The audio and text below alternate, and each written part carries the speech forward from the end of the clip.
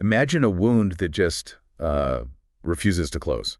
Oh, okay. Starting dark. Yeah, well, actually, no, that's way too passive for what we're talking about today. Yeah. Imagine a universe that actively despises you. Like a cosmos that doesn't just want to wipe humanity out. Yeah. Because, eradication it's quick, right? It's quiet. And ultimately peaceful, yeah. Exactly. No, imagine an ecosystem, this entirely incomprehensible alien architecture that genuinely wants to harvest your suffering. Harvesting terror. It's so grim. It really is. Yeah. It views your terror, your grief, your literal physical agony, not as some byproduct of war. It views it as a natural resource, like coal, to be mined for eternity. Wow. So welcome to a brand new deep dive. We are incredibly thrilled you're here with us today because, frankly, the narrative landscape we are about to just wade into it is an absolute meat grinder. A complete meat grinder. And honestly, we need the company for this one. We really do. I mean, it is the absolute definition of a hostile cosmos. We are unpacking this massive, staggering story today that it refuses to stay in one genre. Yeah, it bounces around so much. It's this seamless, violently beautiful collision. You've got post-apocalyptic survival, dark cosmic fantasy, military science fiction, all meshed together. But we got to establish the ground rules before we go any further, right? Right. The entity at the center of all this, the antagonist, if you can even call it that, it's known as the Abyss. The Abyss. And it forces us to completely re-examine the very concept of an invasion. Because usually, like, alien invasions in fiction, they're about resources. Right. Water, minerals, territory. Exactly. But you dive into the source material for this story, and the Abyss, it wants none of that. No interest at all. So we need to start by looking at Earth. The year is 2080. 2080. And humanity has already done the heavy lifting of destroying itself. We're so good at that. We really are. Yeah. World War III has just completely ravaged the globe. We're talking unchecked nuclear fire. Bioweapons that rewrite genetics. Total and irreversible ecological collapse. I mean, the oceans are explicitly described in the sources not as water, but as this thick, gelatinous, radioactive sludge. Just toxic smog burning your lungs. Yeah, which sets up this fascinating, albeit incredibly grim baseline. Humanity has hit rock bottom. And the author uses that absolute nadir, right, to introduce a horror so profound that the apocalypse actually looks like the good old days. Exactly, the good old days. Because while humanity is choking on its own ashes, the sky literally shatters. It doesn't open, doesn't tear. No, it shatters like a pane of glass under a hammer, and the abyss just pours through those jagged cosmic fissures. And here is where we have to really talk about what the abyss actually does. Yeah, trigger warning for the visceral horror here. Seriously, the visual horror is staggering. When the entities of the abyss pour through, they don't just vaporize people. Vaporizing would be a mercy. A total mercy. Instead, we get these horrific descriptions of what they do to the survivors of the nuclear wastes. The trees. We have to talk about the trees. The text details people being impaled on these massive, twisted trees. But they aren't made of wood. No. They are made of calcified human bone, grown from the earth like a necrotic root system. And the mechanism of this corruption is what's truly terrifying. Like, let's look at the biology of it for a second. Please do. So the abyss strips away the external flesh of these survivors. It leaves their internal organs, like their lungs, their beating hearts, completely exposed to the toxic air. Oh, God. But then it alters their cellular structure. It fundamentally rewrites their biology so they literally cannot die from the trauma. The corruption acts as a parasitic life support system. Exactly. So they are just trapped in a continuous, endless loop of screaming. Which is just unfathomable. Because the entities of the abyss, right, these eldritch non-Euclidean horrors that completely defy physical geometry, they feed on the neurological static of sheer terror. So if the victim dies, the signal stops. Right. The food source is gone. So the abyss forcefully sustains their biological functions to keep that agonizing broadcast going. It is a biomechanical cosmic rot that recycles human trauma into fuel. Which brings us to the absolute core of our first major timeline, Zeno. Zeno. Out of the billions who burned in the nuclear fire and the millions harvested by the abyss, Zeno is the last human alive on Earth. I want you to really sit with that level of isolation for a second. Yeah, imagine wandering through an eldritch hellscape. Yeah. Totally alone. Not for days, not for years, but for eons. Eons. He is surviving in the ashes, wearing a shattered set of ancient military armor. And wielding this heavy, crude sword, But the sword isn't just steel, right? No, it glows with this aura that the sources call twilight. Twilight. Okay, and this twilight aura is the fundamental mechanic that allows him to survive. But it's also a walking contradiction. It really is. The text describes it as a paradoxical fusion of pure, holy light and the pitch-black, suffocating dark of the abyss itself. Okay, I have to push back hard on this concept. Go for it. Because physically and magically, that makes zero sense based on the physics of this universe. It doesn't. If the abyss is a corrupting virus that eats anything pure, how does a human soul hold light and dark without just detonating? It sounds like mixing matter and antimatter in a glass jar. Exactly. Is Zeno just using the enemy's weapon to survive? Or doesn't that inherently mean he is slowly becoming the exact same monster he is fighting? Right. I mean, if you absorb the abyss to kill the abyss, aren't you just the new abyss? That is exactly the point. And it's the central, tragic tension of Zeno's entire existence. So it's supposed to be impossible. You're completely right to question the physics of it, because the text explicitly states it is an impossible energy signature. Okay. The mechanism here is sheer, unadulterated willpower bordering on madness. Wow. Zeno hasn't just politely borrowed the dark energy. He has violently assimilated it. Pure light just wasn't enough to push back the tide. It was getting swallowed whole. So he took the suffocating, pitch-black miasma of the entities that slaughtered his world. Yes. Shackle it to his own soul through sheer force of will and forced it to run parallel to the light. He is using the poison as the cure. Yes, but imagine the physiological and psychological toll of doing that. Every single second of his existence is a battle to keep those two opposing forces from annihilating each other inside his own chest. He is constantly walking a razor's edge. Fighting to retain his humanity while his very soul is flooded with the essence of cosmic madness. It establishes Zeno not just as a hardened survivor, but as this ultimate tragic weapon. He is a man who carries the literal, agonizing weight of a dead world on his shoulders. He's assimilated the physical trauma of his universe. Physical assimilation is only one way a universe can break you. Oh, absolutely. Because to really understand the scope of what the abyss is doing, we have to pivot drastically here. Yeah, strap in. We are shifting gears from the radioactive wastes of Earth to a completely different dimension, hundreds of years in the future. Welcome to the celestial realm. Such a stark contrast. The year is 872, after an event known as the Third Omni War. And we are looking at this through the eyes of Princess Annabella. Anna. The environmental contrast here is intentionally staggering. Right. Zeno's world was already a post-apocalyptic ash heap before the abyss even knocked on the door. But Anna's world, it is a literal paradise. It's a realm of high magic. Starlight-woven architecture, massive crystal spires, flawless beauty everywhere. Or, well, at least it was. Because when we actually meet Anna, her timeline is completely violently collapsing. And the imagery the sources use here is just, it's so potent. I want you to picture the sky. The flawless, perfect starlight sky of the celestial realm isn't just dark. It is bleeding thick violet ink.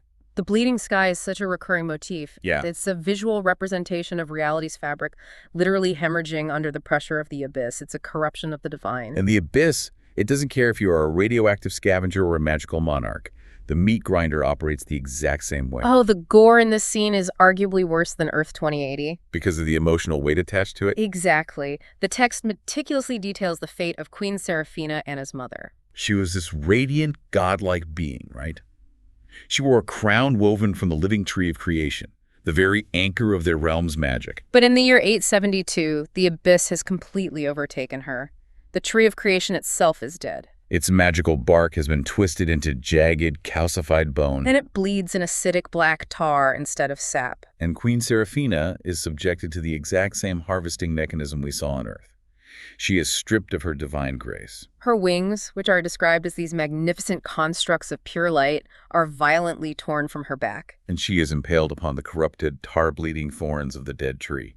And just like the survivors on Earth, the abyssal corruption keeps her alive, keeping her organs exposed and pulsating. It feeds on the agony of a god in an endless loop of mutilation. And Anna is watching this happen. Right in front of her. She is the absolute last of her kind, standing in an ocean of writhing tentacles and mismatched glowing eyes.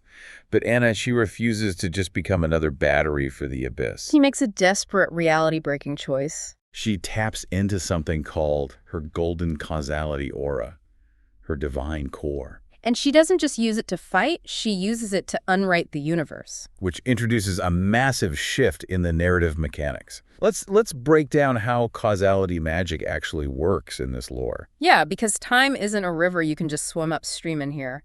Time is a rigid structure. It's a woven tapestry. So to go backward, you have to burn the threads. Exactly. Anna takes every single drop of her divine energy and she detonates it. Using the sheer explosive force of her soul to shatter the timeline? She hurls the wheel of fate backward. She forces a regression. 32 years backward, to be exact, to the year 840. So the timeline shatters, everything goes white, and Anna wakes up. And where is she? The contrast gives you literal whiplash. She's sitting in a plush velvet chair. She is sipping honey-glazed lotus tea. It's so jarring. She is on a pristine, flawless Royal Star cruiser, surrounded by soft, sterile lighting and stained glass arches. And her older sister, Crown Princess Angelica, is sitting right across from her, perfectly healthy. Fussing over the details of a diplomatic mission to the primordial empire. Angelica reaches over and tells Anna her hands feel like ice. And this is where the psychological horror truly crystallizes. The curse of the regressor. Exactly. I want you, listening to this, to imagine that scenario. Imagine sitting across from your own sibling right now. The room is warm, the tea is sweet, everything is mundane. But in your mind, you hold the absolute, visceral, photographic memory of them being torn apart. You know exactly what your mother's screams sound like as she's impaled on a tree of bone. You know the exact shade of violet the sky turns right before reality breaks. How long could you maintain a smile? You couldn't. It is a suffocating burden. Knowledge in these types of stories is usually power, but here, her knowledge is just a block of ice in her chest. She is completely isolated by her own trauma. She can't tell Angelica, she can't warn the guards. Because they would instantly deem her insane and lock her away, stripping her of any power to change the future. Right. She thinks she has 32 years to manipulate the board, to build an army, to fortify the realm against the violet ink. But the universe is actively malicious, remember? It doesn't give her 32 years. Not even close. Because the very act of unwriting time has already frayed the fabric of reality. Almost immediately, while Angelica is still talking about diplomacy, the ship's alarm sirens blare. The soft, sterile lighting snaps to a violent, flashing crimson. The hull of this massive, indestructible VIP cruiser doesn't just break from an impact, it dissolves. The metal rots away into necrotic pressure. The abyss attacks them 32 years too early. It's the ultimate butterfly effect, but weaponized. The author of their reality is changing the script in real time to maximize their suffering. The abyss pours into this pristine environment. You have these beautiful stained glass arches and white marble floors suddenly flooded with a tide of unnatural flesh. Weeping eyes and the stench of ancient rot, the juxtaposition of high magic and cosmic horror is just, it's jarring. The breach is horrific. We see a royal guard, Sir Kalen, charging forward in gleaming silver armor. And a thorny tentacle whips out of the dark. But it doesn't bludgeon him. It pierces straight through his armor and lifts him into the air.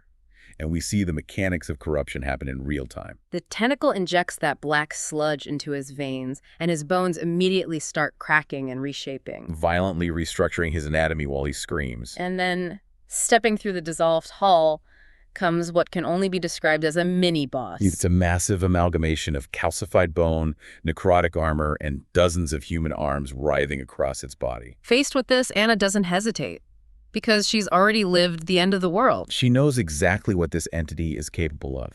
She realizes instantly that they cannot win this fight. They can only flee. So she makes a brutal tactical decision. She knocks her own sister unconscious with a burst of magic so Angelica can't argue or try to stay. She hands her limp sister to a terrified Vanguard guard named Vance and orders them to the escape pods. And Anna stays behind. She stands alone in the corridor, her pristine white dress already stained with black blood. Drawing her blades to hold the line against a cosmic god of death. Her sacrifice here perfectly mirrors Zeno's isolation on Earth. They are both absorbing the dark, trapping themselves in the meat grinder so that someone else can escape into the light. It's like playing a brutal video game, but worse.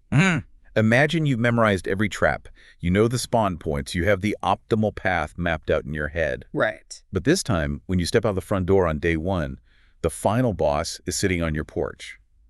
The rules of causality are completely gone. The universe is cheating. And that cheating is what forces our narrative to violently collide with an entirely new setting. Because while Anna is holding the line and the celestial pods are launching into the void, We are shifting our perspective to Earth, year 2840. We are leaving high magic behind and entering the realm of the intergalactic human supercolony. This is a drastic pivot into pure, high-tech sci-fi. We are introduced to Xeon. He's a 19-year-old recruit in the Intergalactic Defense Confederation. The setting is Platform 9 of Arc City, this towering, cybernetic metropolis. Xeon is saying goodbye to his frail, sick mother, Elena. It's a quiet, emotional scene.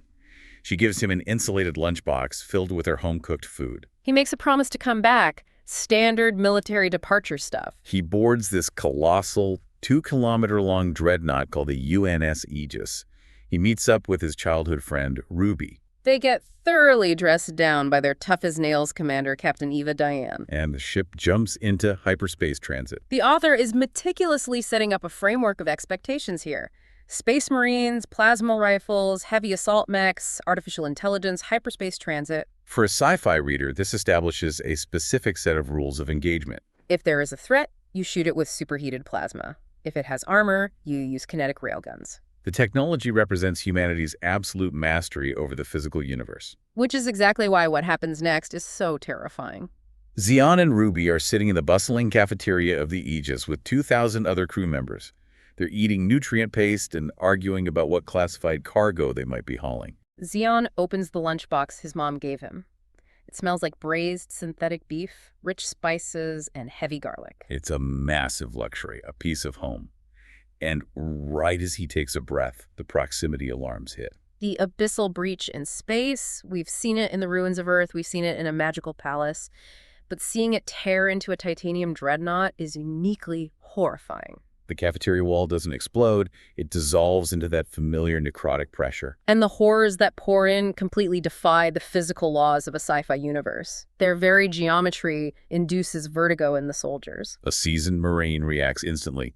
He raises his rifle and fires a burst of superheated blue plasma directly at this writhing mass of tentacles and mismatched eyes pouring through the breach. And the plasma just vanishes. Let's break down the physics of why that happens. Yeah, because the sci-fi soldiers are relying on thermal and kinetic energy, but the abyssal entities are draped in auras of dark mana. The aura acts as an absolute metaphysical void. It doesn't deflect the plasma, it simply eats the thermal energy, nullifying it on contact. The technological supremacy of the year 2840 is rendered mathematically useless in an instant. And the slaughter is absolute chaos. That same thorny appendage we saw in the celestial realm, it shoots forward and pierces the Marine. It doesn't kill him. It twists his body, violently reshaping his skeleton while he is fully conscious. Locking him in that impossible loop of agony, the highly trained sci-fi soldiers are being ripped apart like wet paper. The scene is just severed limbs, sparking synthetic oil from cybernetics, and blood painting the chrome walls of the cafeteria. The soldiers have zero framework to process this. They're trained to fight insurgents or alien empires, not eldritch corruption that rewrites reality. Xeon is completely frozen in shock. An eldritch mass with jagged, unhinging jaws drops from the ceiling directly above him, ready to swallow him whole. He can't breathe. He can't lift his weapon. And then clang. A heavy metallic boot slams into the creature's face, crushing it against the deck. Out of the smoke and the screaming steps a man. He's wearing standard military armor, but it's incredibly battered, scarred, and ancient-looking. The helmet visor is completely opaque black. He isn't holding a plasma rifle. He is holding a massive, crude iron sword. With a single effortless swing, he cleaves the horror in two. He turns to the terrified recruits and calls himself N032. It's Zeno. But we have to view him through Xeon's eyes. To the squad, he is a terrifying, inexplicable anomaly. A guy with a sword just outdamaged an entire platoon of plasma rifles. N032 doesn't waste a millisecond.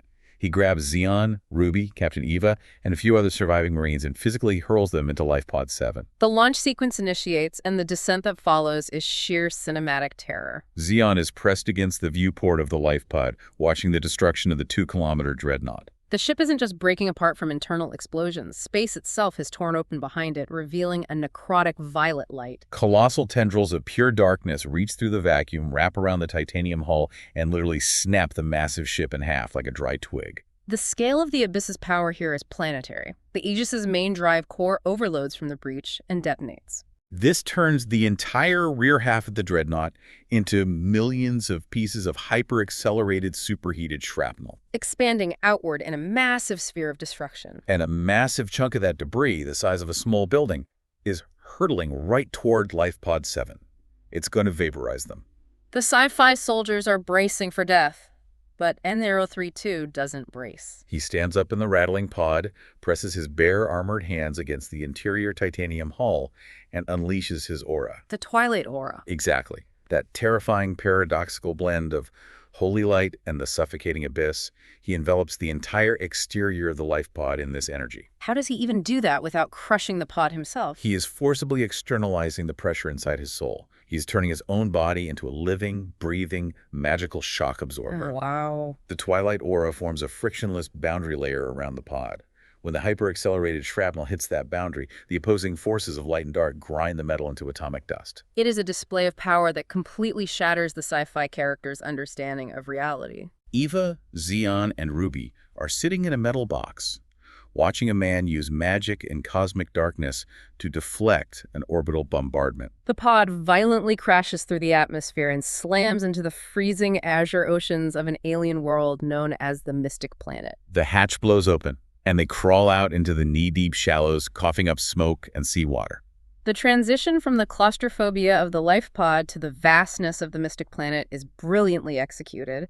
They emerge onto a world that feels overwhelmingly huge and ancient. They see this impossibly vast ocean stretching out, floating landmasses defying gravity, bioluminescent flora pulsing under the water. And on the horizon, standing at the very edge of the world, is a colossal titan tree so large its branches pierce the clouds. But the sky above the tree is wrong.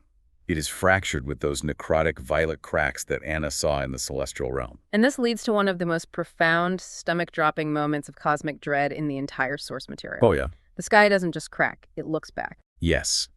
Massive, unfathomable eyeballs, each one larger than a moon, slowly blink open in the void behind the cosmic cracks. Their irises are swirling with madness, decay, and violent nebulas. They stare down through the fractured sky at the burning wreckage of the dreadnought raining into the ocean, at the island, and at the tiny human shivering in the shallows. And the sources specifically state they are looking at them the exact same way a curious, cruel child looks at ants trapped in a glass farm. We have to unpack the philosophical horror of this moment. These are the observers. Until this moment, the abyss could be rationalized by the soldiers as a mindless, animalistic horde of space zombies, a force of nature, like a hurricane.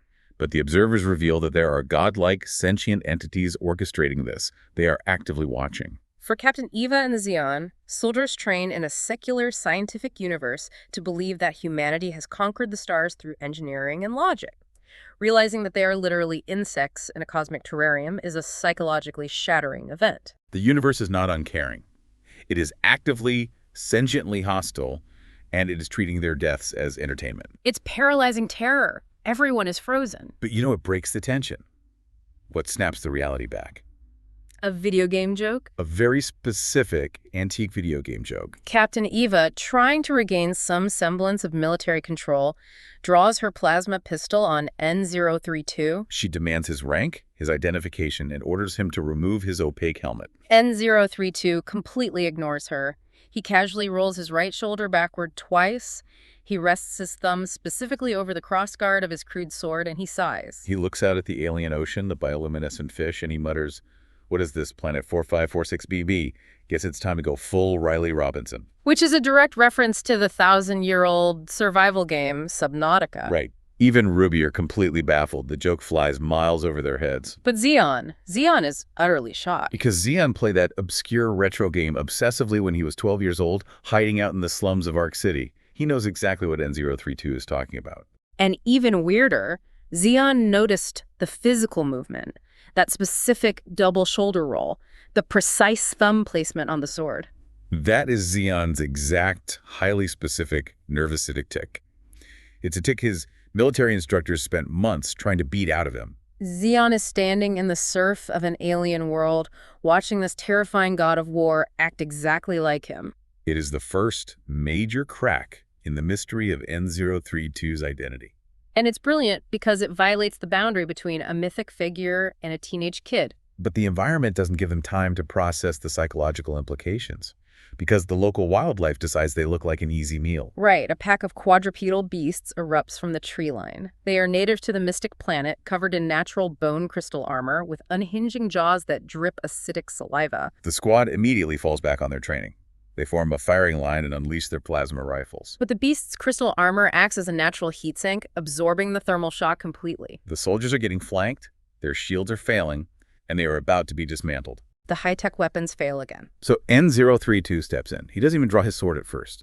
He steps forward, grabs a leaping beast by the throat, body slammed a ton of alien muscle into the shallow ocean. And simply unleashes the full, suffocating pressure of his abyssal bloodlust. The sheer malice radiating from him is so intense that these apex predators actually whimper. They break the attack and back away into the trees. But before the squad can breathe, the water erupts. A massive 60-foot leviathan bursts from the sea, jaws wide to swallow N032.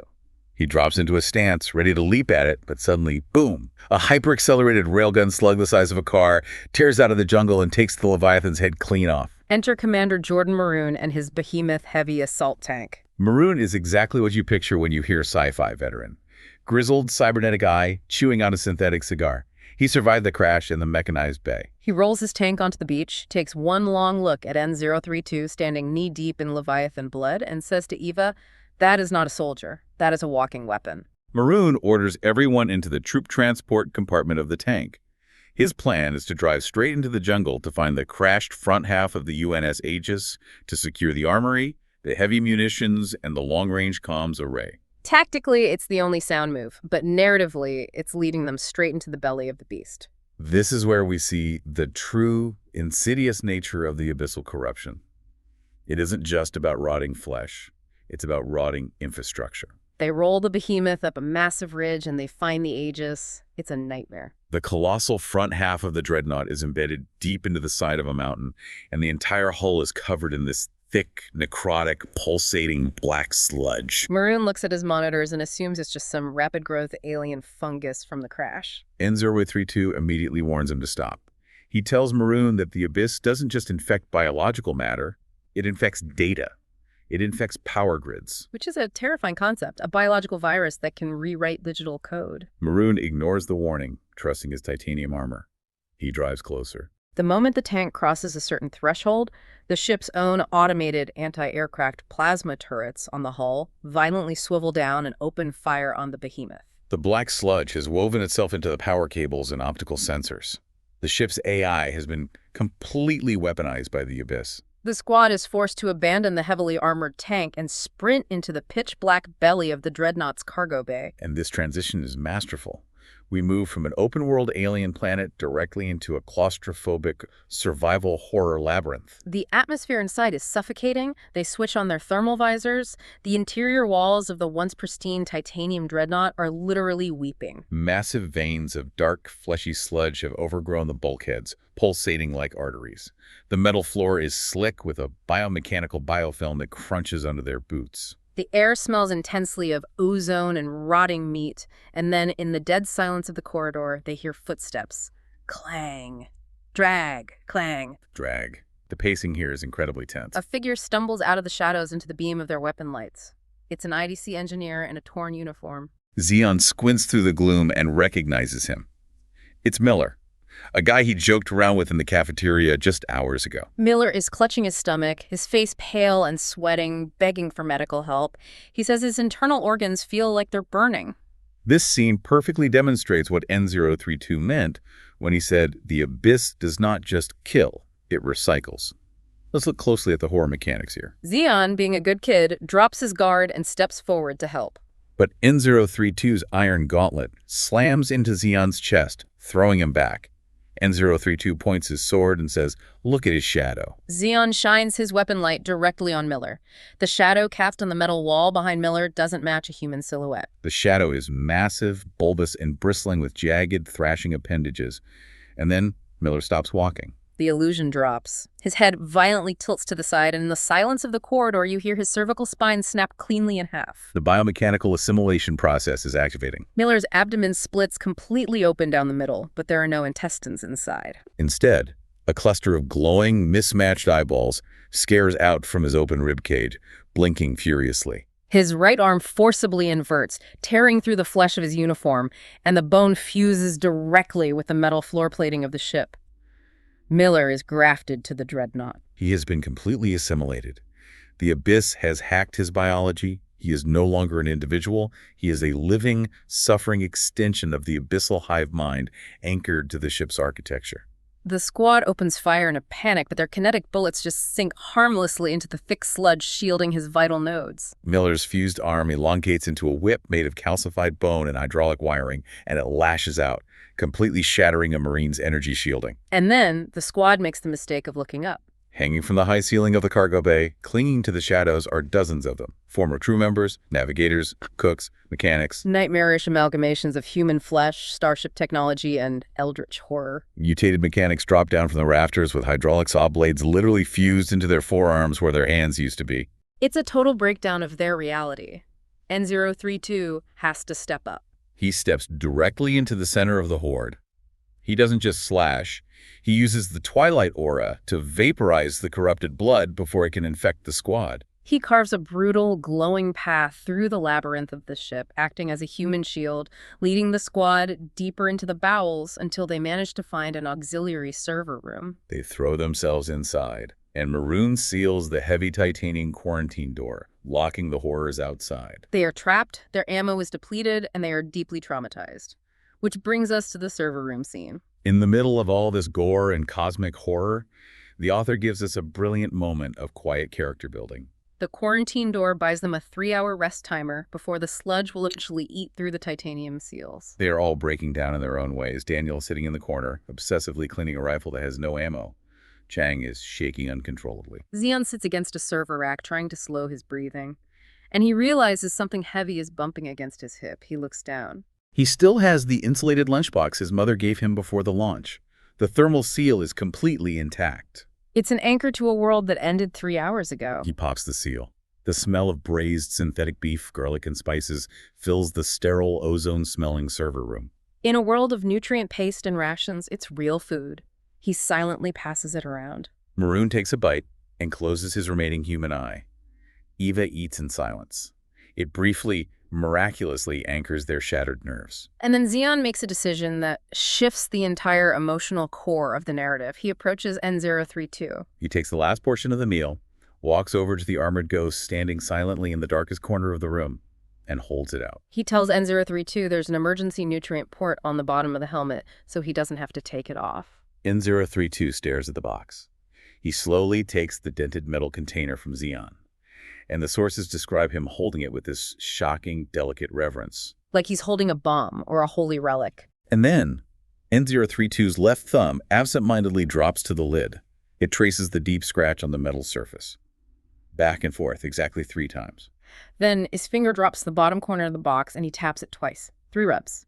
2 taps. Xeon's exact nervous tick, the one he does when he's anxious. Yes. Xeon is staring at the gauntlet, his blood turning to ice. And then N032 activates the helmet's internal comms, broadcasting directly to Xeon's earpiece so no one else can hear. N032 whispers, she always uses too much garlic when she's worried. So I have to throw this to you. In a world of giant leviathans, cosmic eyeballs staring from the sky, and biomechanical space zombies, why does a throwaway comment about garlic feel like the most staggering, heart-stopping plot twist of all? Because of the profound, unearned intimacy it implies. Up until this exact moment, N032 has been an untouchable, unknowable force of nature. He is a mythic figure, a god of war who swats away eldritch abominations. But this detail, the exact ratio of garlic his mother uses when she's anxious, is a hyper-specific family secret. It bridges the impossible gap between this brutal super soldier and the scared, mourning 19-year-old kid. But let me push back a bit. You might ask, why didn't N032 hide it better? If he wanted to remain anonymous, why perform the tech? Why make the comment? That's a great point. He slipped up. It wasn't just a slip, it was a psychological fracture. N032 has spent eons alone in the wastes. He hasn't smelled his mother's cooking in lifetimes. The sensory input of that specific smell bypassed all his military conditioning and hit the raw, wounded child inside the armor. It forces Xeon to realize that this ghost is intimately, inextricably connected to him. It's a terrifying violation of his personal history. Zeon realizes, this entity knows my mother. This entity is connected to me. Zeon's mouth opens, but before he can demand answers, the quarantine timer hits 0. The titanium door groans as the necrotic sludge eats through the locking mechanism. Commander Maroon rallies the squad. The moment of intimacy is over. They have to push out into the jungle to find the other surviving life pods and establish a forward operating base.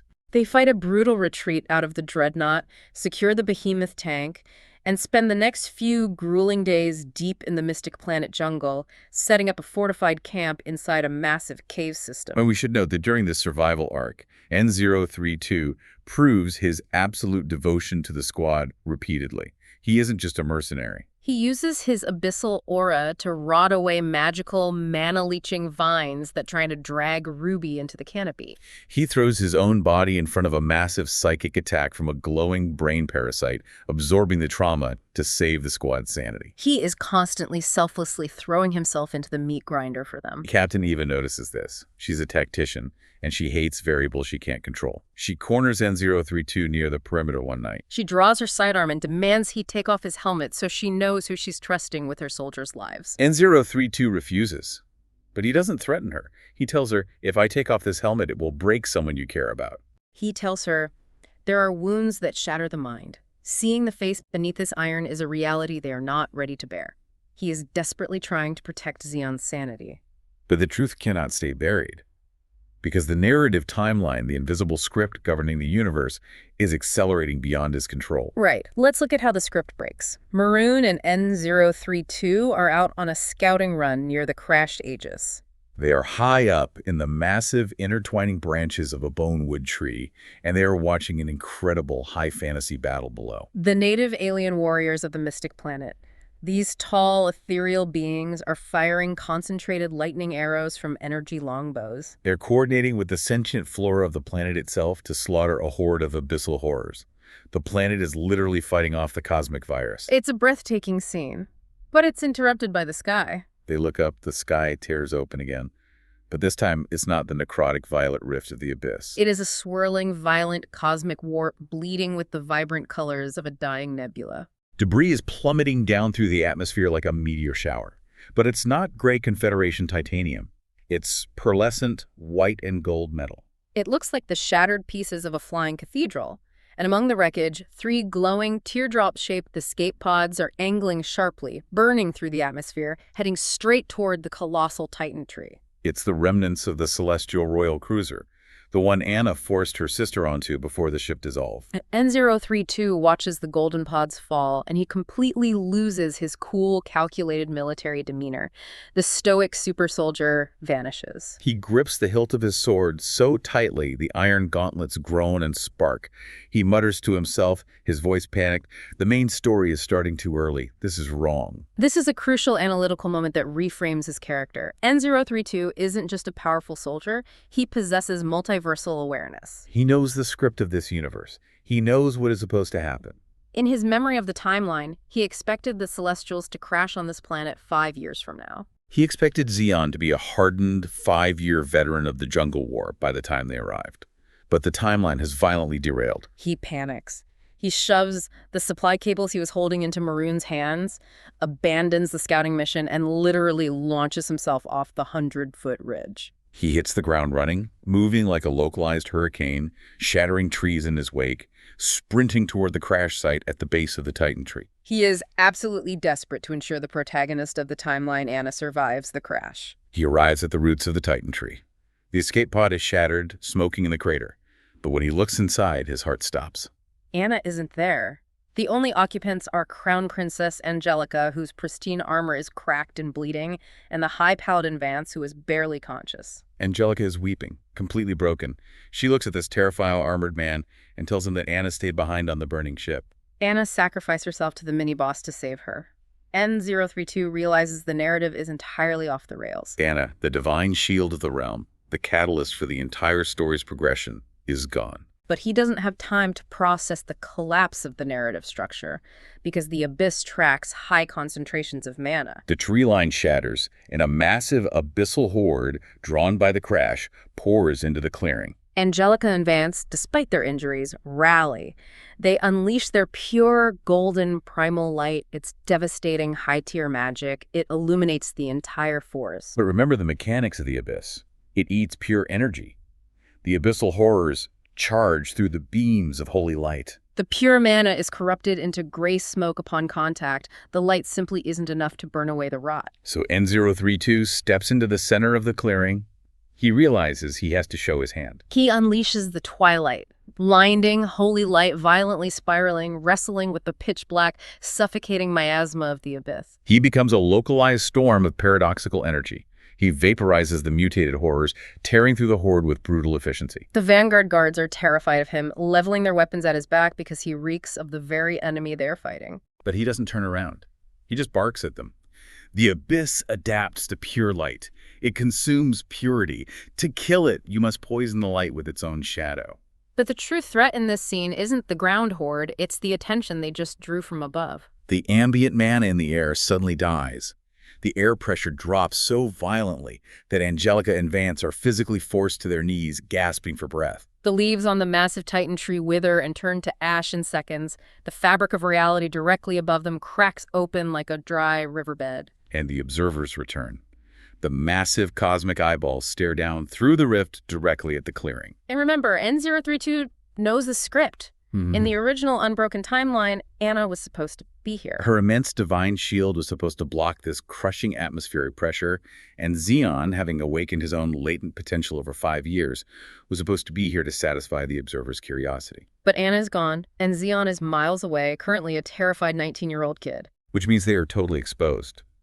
If those outer guides look directly at Angelica for even a few seconds, the sheer, unfathomable cosmic weight of their attention will permanently erase her mind. Her brain will just melt. So N032 makes the ultimate self-destructive sacrifice to correct the script. He digs into the deepest core of his being. He grabs the agonizing, constantly warring forces of light and abyss shackled to his soul, and he screams at the sky, "Look at me!" He funnels every ounce of his aura upward, tearing his own soul to shreds to create a massive spiraling dome of twilight that covers Angelica, Vance, and the shattered pod. He is literally trying to block the gaze of the cosmos with his own soul. We have to understand the physics of what's happening to him. The sheer, unfathomable density of the outer god's attention crashes down onto his twilight dome. It's like trying to hold up an ocean with an umbrella. His battered iron armor begins to groan. The hydraulic servos in his joints violently snap. His boots sink deep into the bedrock. His own aura, compressed by the cosmic stare, begins to crush him from the inside out. He holds it. He holds it just long enough for the cosmic eyes to lose interest, blink, and vanish as the rift closes. And the second the sky seals N032 collapses. He codes. He drops to the dirt, spitting thick black blood. The feedback loop from the abyss is rapidly degrading his cellular structure. And of course, the sci-fi squad arrives right at that exact moment. Xeon, Ruby, Maroon, and Eva roll up in the behemoth tank, having followed his path of destruction. Ruby rushes over with her medical scanner. It's screaming alarms. She yells that his vitals are failing. He's choking on his own blood. They have no choice. To administer life-saving biofoam, they have to take his helmet off. Captain Eva reaches down, disengages the magnetic seals, and pulls the opaque visor off. The face reveal. The helmet rolls away into the dirt. Xeon drops to his knees in the ash. He stops breathing. I want you to picture the shock here. Xeon is looking down at the man who has been slaughtering gods and monsters. And he is staring at his own face. It's his face, but it's older. It is violently scarred, practically stitched together. The hair isn't brown, it's pitch black, heavily streaked with stress-induced silver. But there's no denying it, because right below the right here is the exact same tiny, crescent-shaped birthmark. Xeon is hyperventilating, backing away on his hands and knees. He truly believes he is watching his future self bleed to death in the dirt. It's a total ontological collapse for Xeon. Angelica, pushing through her own exhaustion, crawls over. She recognizes the aura that saved her. She uses the last dregs of her celestial magic to miraculously stabilize his cellular structure, pulling him back from the absolute brink of death. The squad is in shock, but Maroon orders them to load him into the tank. They take him back to the fortified cave camp. He is unconscious for 2 days. And when he finally wakes up, the confrontation between the two Xenos is one of the most heartbreaking dialogues in the source material. The camp is quiet. Xeon is sitting on an ammo crate right next to the medical cot. He hasn't slept. N032 opens his eyes. Zeon leans forward, his voice trembling, and asks, "If you're Miano, what happened? What kind of war does that to someone? What am I going to become?" And Zeno's response defines his entire character arc, his entire motivation for enduring the meat grinder. He looks at the terrified kid and tells him, "You are going to become nothing like me." Zeno sits up, ignoring his wounds. He explains that in his life, the Abyss took absolutely everything. He tells Zeon he was too weak, too slow, too naive. He watched billions of people burn, he watched his mother die, and he was slowly stripped of his humanity until only a hollow weapon remained. And then he points to his scarred face, his battered armor, and says, "I carry this armor so that you will never have to put it on. I carry these scars so that your skin remains clean." He says, "You are not looking at your future, Zeon. You are looking at the ghost I came here to kill." Let's analyze the depth of that statement. It is the ultimate expression of multiversal self-sacrifice. Zeno isn't fighting for a flag or a nation or a grand ideology. He isn't even fighting for revenge anymore. He is fighting to physically murder his own tragic destiny. He has endured eons of torture specifically to ensure that the naive, hopeful kid from Ark City, the kid who still loves his mom's garlic beef, never has to become the hollowed-out god of war. It is so heavy. You want to give them time to process it, to hug it out, but the universe doesn't care about their feelings. There is no time to rest because Angelica reveals a critical piece of tactical information. The Celestial Cruiser didn't just drop escape pods.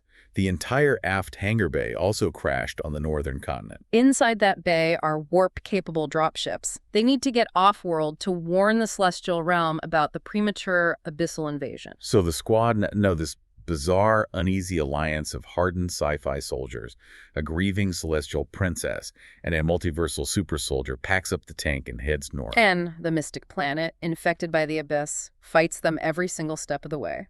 The journey north is brutal. They enter a sector of the forest where the Titan tree's roots have erupted from the ground, and they encounter the tree golems. These are massive 50-foot-tall timber constructs that normally act as the immune system of the Titan tree, defending it against parasites. But the Abyss has infected them. The necrotic sludge acts as a parasitic nervous system, overriding their magic. The battle mechanics here are fascinating because they force the squad to adapt. Plasma rifles just bounce off the enchanted bark. Exactly, so Angelica has to step up. She taps into her new, violent primal light. We see her sliding under crushing house-sized wooden fists, severing the corrupted sludge veins with her glowing blade, while Zeno uses his twilight aura to shatter the golem's heavy defenses. The sci-fi squad acts as suppression, targeting the abyssal nodes with heavy ordnance. They fight a grueling, miles-long running battle until they finally break through the tree line and reach the crash site of the hangar bay. But the hangar bay isn't just a pile of wreckage anymore. The Abyss has been working. It's become a hive. Yes, the massive titanium structure of the bay is completely overgrown. The Abyss has grafted itself onto the ship's hull plating, creating these massive, pulsating, fleshy spires. And worse, the high concentration of dead Vanguard guards and magical artifacts from the crash has allowed the Abyss to generate an eidolon. This is a major catastrophic escalation. Let's explain what an eidolon is. It is an apex assimilator. It's a planetary threat. According to Zeno's knowledge of the script, an eidolon wasn't supposed to spawn in this sector for another 3 years. But the early explosion of the Celestial Cruiser essentially provided an irresistible, high-calorie buffet of magical energy for the Abyss to gorge on. The eidolon emerges from the hive, and it's horrifying. It is massive, multi-jointed, standing on 6-bladed legs. But the worst part is its torso. It has assimilated the dead Vanguard guards who crashed with the bay. It literally wields their silver swords in its twisted, elongated limbs. And because it consumed their divine cores, it actually fires beams of pure, corrupted celestial light from its maw. Zeno realizes the script hasn't just derailed, it has violently mutated. The battle against the eidolon is the crucible for the carnival. It nearly wipes them out. The eidolon moves with terrifying speed, predicting their attacks. But this is where the dynamic shifts. The squad, Zeon, Ruby, Maroon, Eva, Angelica, Chang, Danielin, they don't just hide behind Zeno anymore. They work in perfect, chaotic synchronization. Maroon uses the tank's railgun to shatter its energy shields. Eva and the Marines lay down suppressing fire to blind its mismatched eyes. Angelica uses her primal light to counter its corrupted beams. and Zeno and Xeon pushing close, fighting back to back. Xeon is actually mimicking Zeno's footwork. Together, they sever its limbs and finally detonate its core. They secure a heavily damaged but functional scout shuttle from the depths of the bay. The fight proves they can operate as a cohesive unit, but before they launch into orbit, before they leave the mystic planet behind, Zeno knows he has to clear the air. He finally reveals the whole unvarnished truth. They're sitting around a campfire near the smoking wreckage of the Eidolon. Zeno looks at Xeon and tells him the final secret. He says, "I am not a time traveler from your future." Xeon is confused. Zeno explains, "I am an anomaly from a dead universe. My Earth 2080 ended before your timeline even began. I fought in the ruins for eons, alone.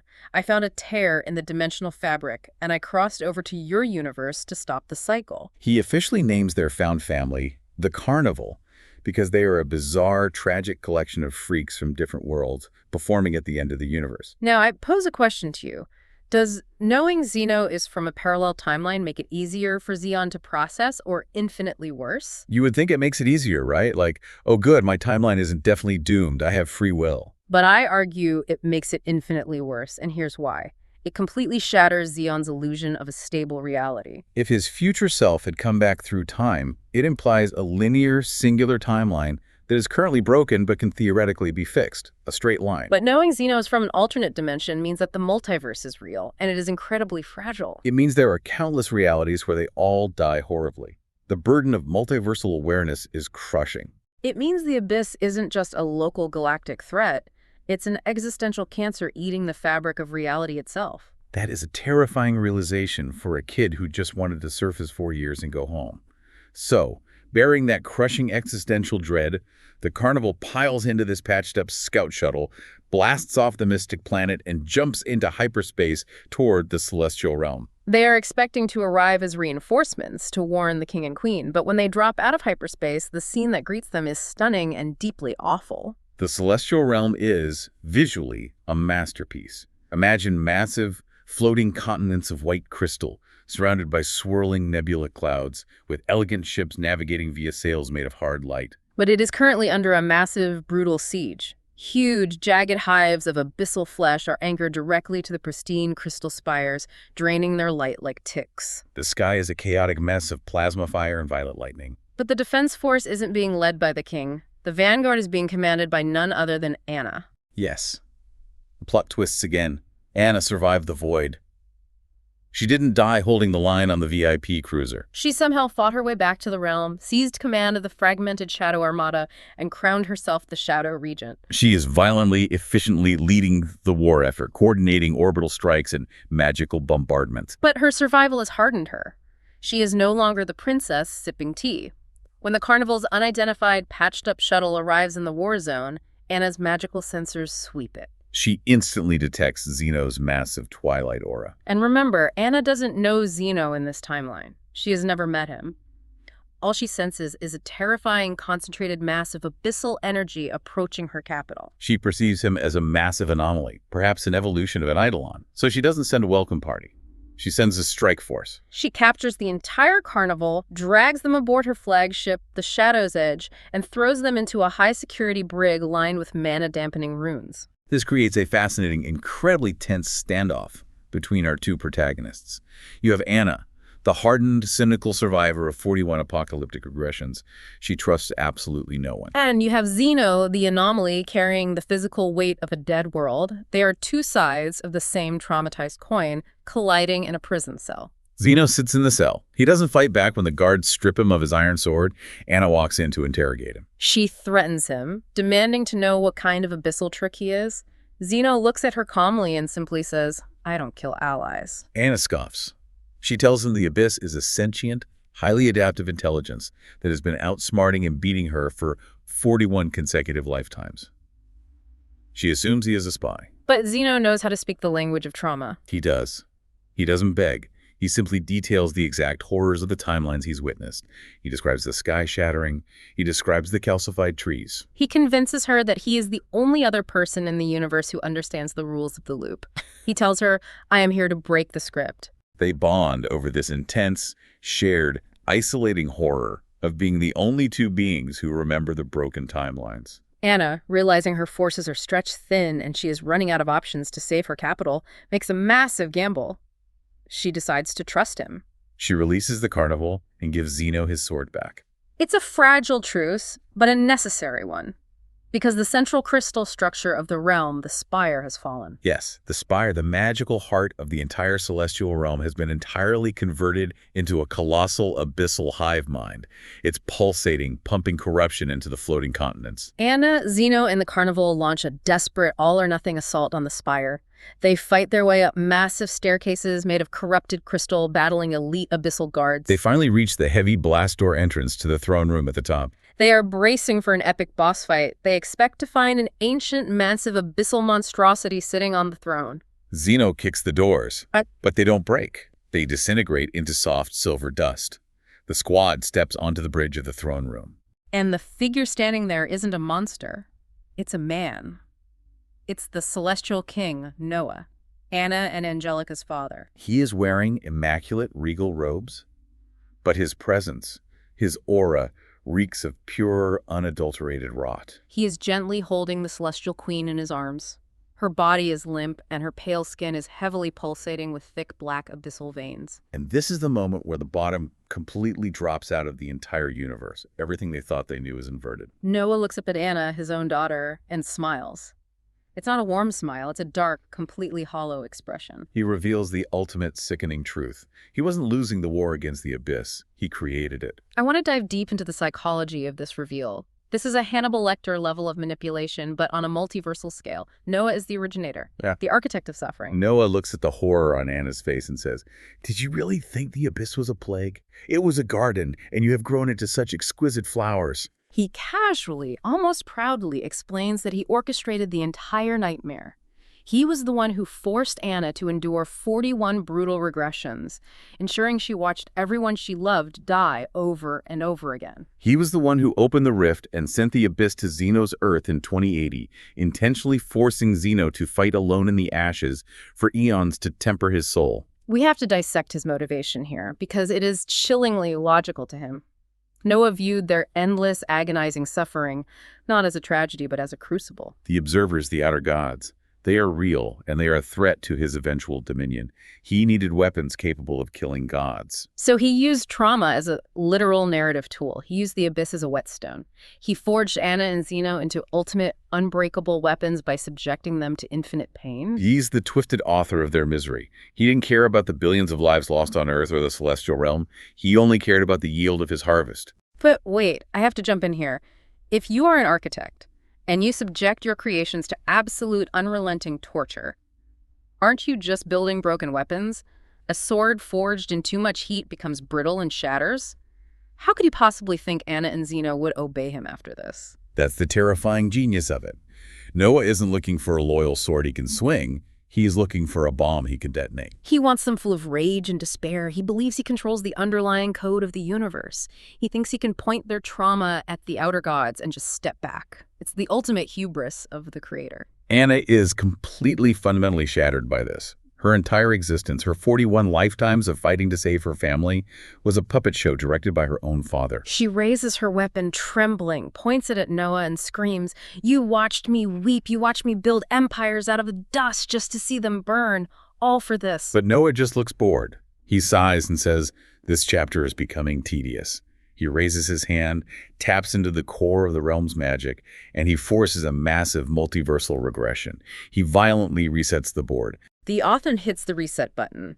And in this reset, the rules of reality are rewritten by a monster. Noah specifically targets their memories. The narrative violently fractures again. We wake up and we find Zeno back in the year 2837 in Ark City, 3 years before the Dreadnought launch. But Zeno remembers. The Twilight aura protected his mind. He is acting as a sleeper agent in the sci-fi metropolis. He is working menial jobs, secretly protecting the completely oblivious younger Zeon, his mother Elena, and Ruby from the shadows. And it's terrifying because Zeno realizes that Noah's peacekeepers, the elite guards of Ark City, are walking around with the subtle, erratic rhythm of the abyss pulsing beneath their pristine armor. The rot is already there. Zeno is biding his time. gathering the human members of the carnival, waiting for the right moment to strike. Meanwhile, on the other side of the multiverse, Anna awakens in her bed in the pristine celestial realm. She too remembers everything. The 41 timelines, the gore, and Noah's absolute betrayal. But she is kept in a gilded cage. She has to pretend her memory was wiped, sitting at the dinner table with the father who tortured her. But the trauma leaks through. She can't sleep, she can't eat. She realizes she has to act.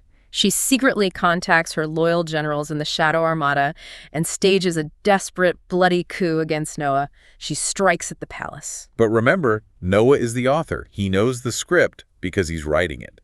He is always one step ahead. He lets the coup happen, simply to lure Anna into a trap in the main throne room. He slaughters her loyal forces with casual waves of his hand, and then he unleashes his ultimate, horrific masterpiece. It is the cruelest possible scenario a writer could subject a character to. Noah brings out Anna's mother, the queen.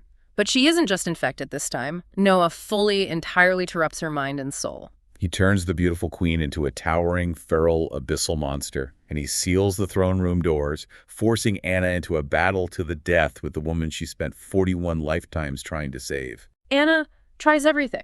She tries to use her causality aura to purge the corruption. She tries to restrain her, but the queen is gone, replaced by a violent beast that is actively trying to tear Anna apart. Anna is pushed to the absolute brink. She is bleeding out. She has no choice. To survive, to have any hope of eventually killing Noah, she steps inside the monster's guard and she drives her glowing sword straight through her own mother's heart. The monster collapses, reverting back to the queen's form in death. Anna falls to her knees, covered in her mother's blood, sobbing uncontrollably. And at that exact, perfectly orchestrated millisecond, the heavy doors to the throne room open, and Angelica walks in. Angelica, the innocent sister, whose memories were completely wiped by the reset. She doesn't know about the cycle, she doesn't know about the abyss, and she has no idea about Noah's true nature. All Angelica sees is a nightmare. She sees her beloved older sister, Anna, kneeling over their mother's cooling, dead body, holding a blood-slicked blade. Angelica drops her weapons. She is paralyzed with absolute, uncomprehending horror. And Noah immediately drops to his knees. He wraps his arms around Angelica, shielding her eyes, and plays the grieving, fiercely protective father flawlessly. He points a shaking finger at Anna and paints her as a corrupted, power-hungry monster who betrayed them all. This is the psychological breaking point. Not for Anna, but for Angelica. The profound, shattering grief of believing her sister is a cold-blooded murderer is too much for her mind to bear. The pure, golden primal light that she wields violently twists. It's an inversion of magic fueled by trauma. Angelica's grief drinks in the ambient abyssal energy in the room. Her golden aura violently shifts, corrupting into a localized anomaly of pure, wrathful crimson. Angelica's sorrow calcifies into an entity of absolute, unadulterated rage. She becomes a revenant of wrath, obsessed with hunting her own sister across the stars. Noah has successfully surgically destroyed their bond. He took the purest love in the universe and weaponized it, creating a brand new weapon out of Angelica's trauma. Anna is forced to shatter the window and flee the celestial realm, broken, hated, and completely alone, to find Zeno in the ashes of the multiverse. The scale of Noah's cruelty is it is difficult to process. He weaponized love, grief, and family against the very people experiencing it. Which brings us to the end of our deep dive today. And I want to leave you, our listener, with a terrifying thought to mull over as you go about your day. We talked at the beginning about the expectation of architecture in a story. The comfort of knowing the author is guiding you through the rooms of a house. Exactly. But what do you do when the architect of your universe, the very author of your reality, explicitly hates you? It forces you to question the very nature of free will within a constructed reality. If your pain is predetermined, if your worst days are literally scheduled by a higher power for a specific yield, how do you find meaning in that suffering? Exactly. How does the carnival, this ragged band of broken soldiers and exiled royalty, possibly hope to break a script when the author controls the ink? How do you fight a god who can simply rewrite your hard-fought victories into devastating tragedies with a wave of his hand? That is the harrowing, beautiful nightmare they are trapped in. Yeah. Thank you so much for diving deep into the dark with us today. Keep looking closely at the stories you read. You never know who might be trapped between the margins, fighting to rewrite their own end.